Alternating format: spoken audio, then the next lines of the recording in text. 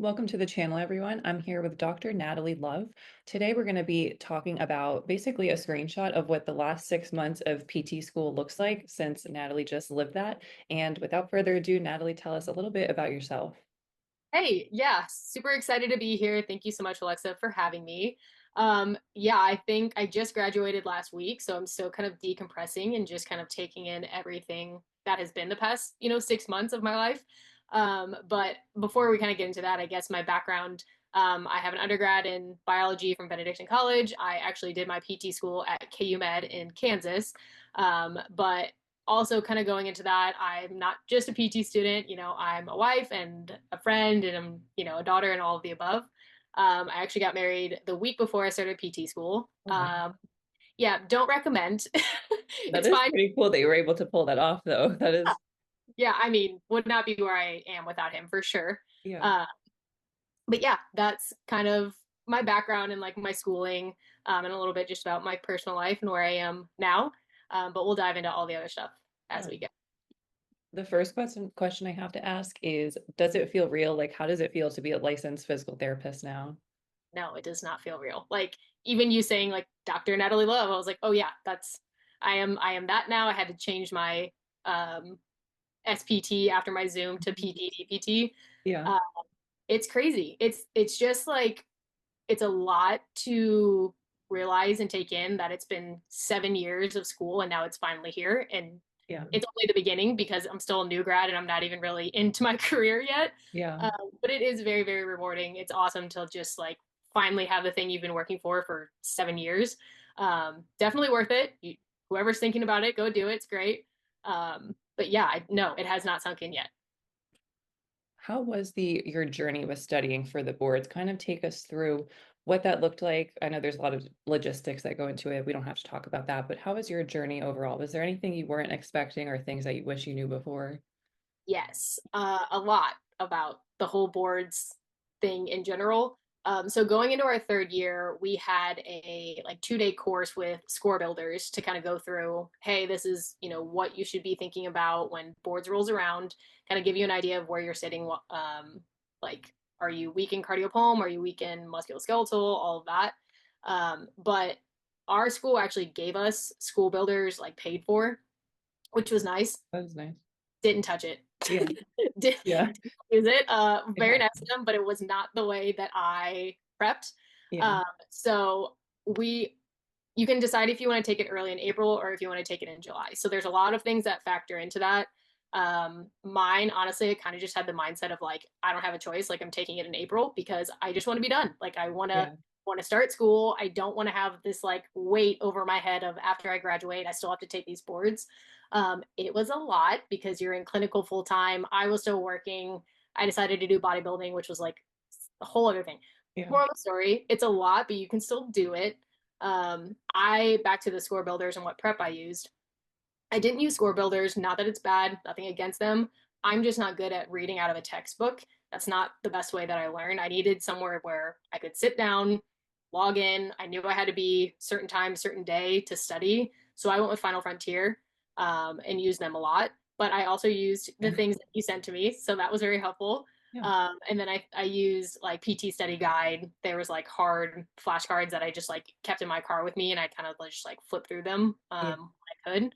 So it's kind of a mix of everything. I would study by myself, I would study with friends. Um, but yeah, I would say a Final Frontier was probably the best bet because I just logged in and they told me what I needed to learn and then I learned it. Yeah. No, I can't vouch for them enough. Not, and like in your experience too, it worked out for the both of us. And just like the level of support and guidance that you get, like I'm not endorsed by them, but I love them. Like, Yeah, same. I mean, they just like I was getting like emails like, "Hey, how are you doing with this?" Like they're just like so invested in wanting you to pass. Like it's just it gives you the extra boost when you're already kind of doubting yourself and yeah. not feeling great about everything. They're always there to help out. So I also agree, love them a ton. Yeah.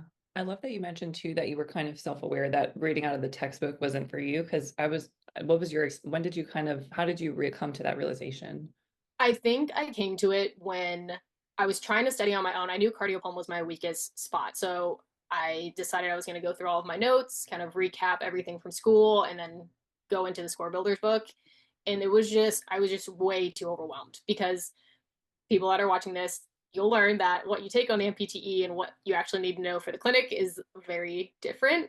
Not that that's bad. It's just there's a lot of different things you need to focus on that you might kind of brush past if you're studying on your own. And I didn't know where to start. Like I didn't know where to focus, and I honestly didn't have enough time to figure it out. So I just needed someone else to do it for me. Yeah. That's a super good point, especially when you're crunched for time, just because you don't even know what you don't know at that point, especially starting out. It can just feel like a mountain you're looking at and you're on the bottom of the mountain. You're like, well, I got to get to the top somehow. Yes, 100%.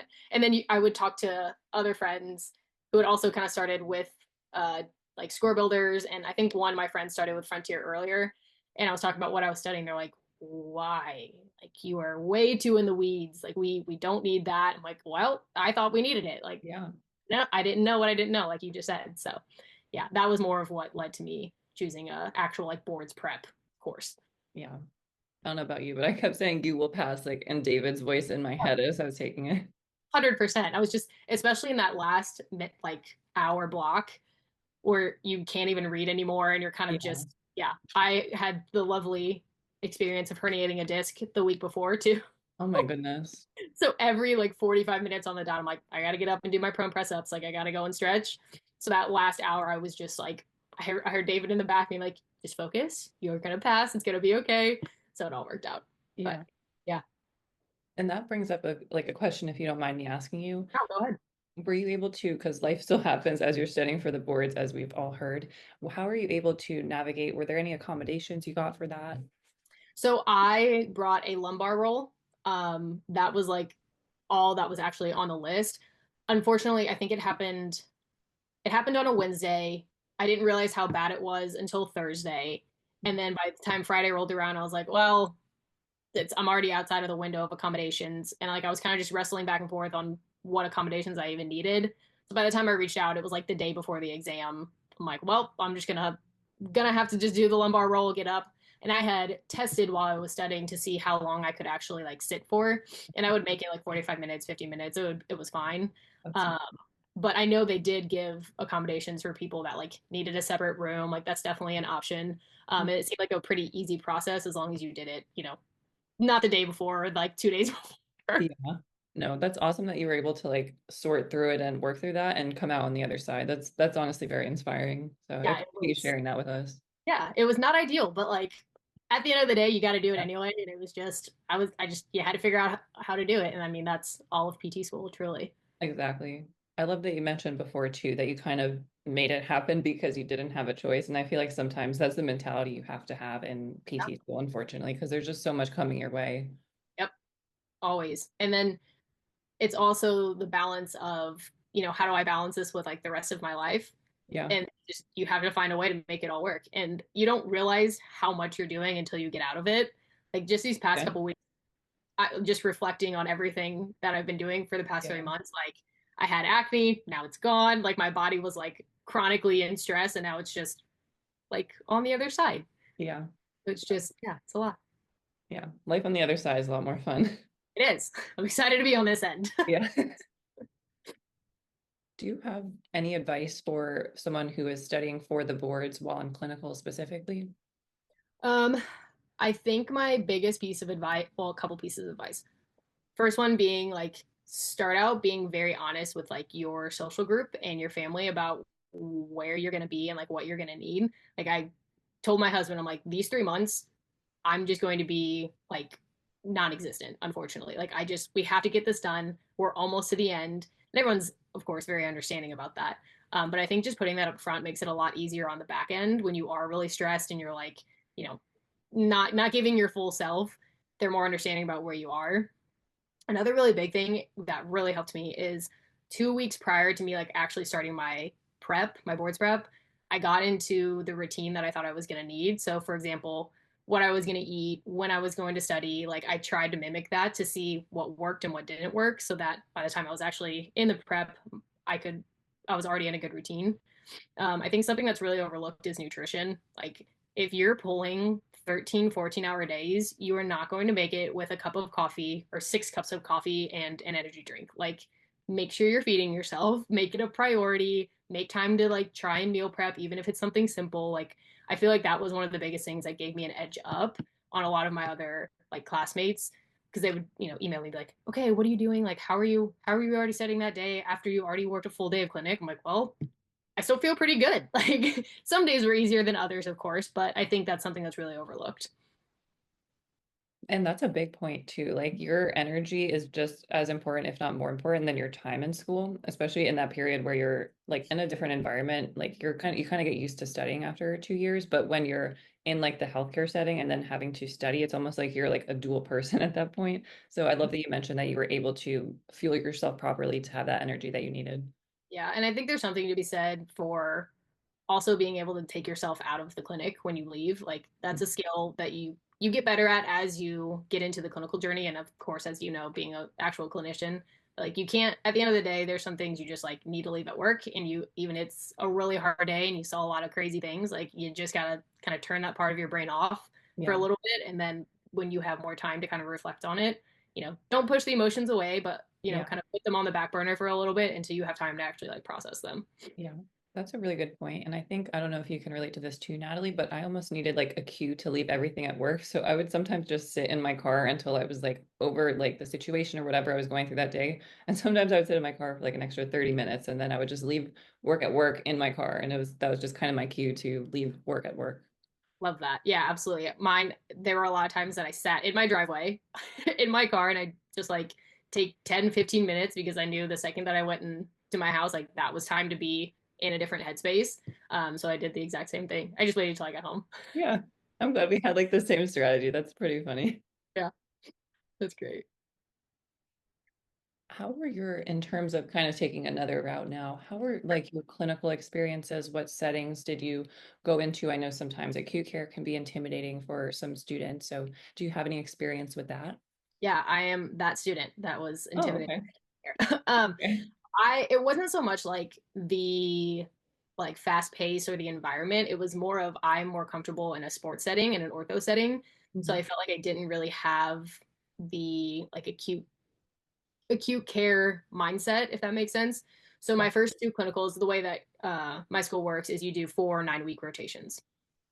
So first rotation was at the like really a really big sports complex, Mhm. um, which is great. But if you put yourself back into year two and then you go straight into a sports complex, like Yeah. there's a lot of things in there, like a lot of basics that get that get missed. Yeah. Uh, so I feel like I was thrown into the fire a little bit on that, which is great looking back, but it was a lot to start out with. Yeah. Um, and then my second one, I had kind of like an ortho sports mix. And then my third one, which started in January. So now we're kind of past 6 months here, the past 6 months. I was in a neuro inpatient. So working more TBIs, strokes, like very volatile patients on top of I already didn't really know what I was doing. And now I'm dealing with a lot of like complex personalities and, just a lot of different variables that I wasn't comfortable with at all, which is the essence of clinicals when you're a PT student. And then my last one was just general ortho. But I think advice for going into acute care, if you are kind of in my mindset of ortho is more comfortable for you, I think just having a very like open conversation because that was my third clinical. So when my CI had met me, she's like, "Oh, this is your third clinical. Like you're already in the, you know what you're doing." And I had to kind of be like, "This is my first inpatient clinical. Like think of me as like I'm brand new here. Yeah, I know some of the basics, but I still am going to need a little bit more help than what you might think." And she was very understanding, like most CIs are. But I think just being very open in the beginning of how you're feeling about it, and if you might need a little assistance earlier on, like just be open about that, and they're more than happy to help you. Yeah, that's a really good point. There's just communicating with your CI where you're at because I was in the same boat too. Like when I first started one of the clinicals, like we hadn't even finished like all of the curriculum. So communicating that on the front end and just being open with your CI. I love that you mentioned that open dialogue. Yeah, and I think especially just being in a hospital setting, like review as much as you can. Like for us, we had just a weekend in between clinicals, so there wasn't a ton of time to review. Yeah, Uh, but just kind of hitting the big things, like okay, I have to remember grippy sock skate belt, like just kind of have that like loop in your head, yeah. just like transfers and how to document that. Like if you get the little basics down before you're in there, it makes kind of the more complicated things much simpler. It does. And that like is great advice across the board too with like any setting. Just know the basics and everything else will follow. Yeah. And like sports, this is something that I wish I would have known prior to clinicals. Um, Finding a online source of post-op protocols. So like ACLs, meniscus, that was like really, I mean, lightly touched on in school. And then you get in there and you have a full caseload of all of these post-ops. You're like, okay, like what am I don't even know I don't even know what to do. And sometimes there wouldn't be a protocol from the ortho. So it was kind of up in the air. So I think Mass Gen has a good one. KU Med has a good one. I'm trying to think whatever. I think those were my big two that I would use. There's just like a whole list of post-op protocols that I reviewed before going in. That was helpful. That's a really good point, especially if you want to go into sports. I might even put that like in the description too, so Yeah, they can reference that. for sure. I'm happy to send them to. Sure, thank you. Yeah. Do you have any, are you going more of the sports route? Do you have, Yes. So going into PT school, I of course have the background of like I was an athlete, but I like really pushed against it. I'm like, I don't want to be just like the normal ortho sports PT that everyone is. Like, I want to do something different. No, I'm that it's just where I'm happiest. It's where I'm yeah, gonna be. Um, I've got a lot of questions actually on my Instagram about like how does a job search work? Like, what does that look like? I'm actually not a very good reference for that because they found me through my Instagram, which was great. yeah, And I that's, ended up taking my first job offer, yeah, uh, but it's in like a 300 square foot sports facility and like working mostly with athletes, which is exactly what I wanted. So it was yeah, kind of hard to pass up. yeah. That's But awesome. yeah, that's where I'll end up being in the next couple of weeks. Congratulations. That's awesome. Thank you Thank for you. sharing that. Yeah, very excited. Very ready. That is really cool that they found you on social media. And that kind of brings us into the next conversation of what made you want to start your account? How Yeah. did you go about doing that? Yeah. So I think one of the biggest drivers for me to start it is I felt like there were a lot of questions that I couldn't find answers to, or I had really hard time finding answers to in PT school, especially about clinicals and just like what does that look like? What's expected of me? And I also felt like I have this incredible tool at my disposal to make connections with millions of people across the world. Like I have things that I can share that I've learned, but like I want to learn from everyone else, and what a better way than to do it on Instagram. Um, I think those are my two biggest drivers. But I also kind of just wanted to create a space that students could ask questions and not feel like it was, a clinician talking to them, but it was a peer from a different perspective that can say like, yeah, I've walked in those shoes, or I don't know, but I know this person that has. So I don't know. That's probably my two biggest drivers to just connect people across the world and Yeah. have a space that they can do it. Yeah. That's so cool that you were able to pull that off and like be the connection point for so many people because I was also in the same boat and I feel like a lot of people can relate to that. So it's cool that you were pretty much the change that you wanted to see. Yeah. And I feel like or the message I try to get out is like everyone has such a unique clinical mind, like just because your professors taught you X, Y, and Z, you might be the person that has this totally different approach, and you can help a lot of different people doing that, and you can do it for free by just creating an audience, which I think is incredible and something that a lot of people don't think about. Yeah. Did you have any like initial fear of when you first made your first post or did you? Oh, yeah. Oh, yeah. There's nothing weirder. It's still weird to just Yeah. I mean, make a video of yourself doing something. And honestly, a lot of my earlier videos are just like me doing not stupid things, but like dumb things I did during my first clinical, like Yeah. stuff that I thought would kind of lighten the mood for other people that are going through the same thing because we're all just, we're human, we're doing our best, but I feel like if you kind of make light of the fact that it's like a weird situation, Yeah. like it makes it a lot easier. But no, it's still weird like filming in the gym or like filming when I'm walking and people are out there. I'm like, oh God, don't look at me. Oh. So Yeah. yeah, absolutely. And that's something that I think is gets better with time, but is always going to be there. Yeah. I love that you mentioned that you kept it lighthearted and there was like an initial step of fear. So I love that you took like that lighthearted approach first because it can be very intimidating. Yeah, it is. Like posting on the internet, I'm still like, is this am I actually doing this? Like this, like I feel like that feeling doesn't go away, but you just get used to it better. Well, and the way I got my job was actually really funny. Um, it was a clinician who had reached out to me on Instagram and he had shared like, hey, if you're, looking for jobs, come check out our clinic. And he had messaged me probably in January when I was like in the thick of clinicals and boards prep and all these things. Yeah. Like, okay, I'll reach out later.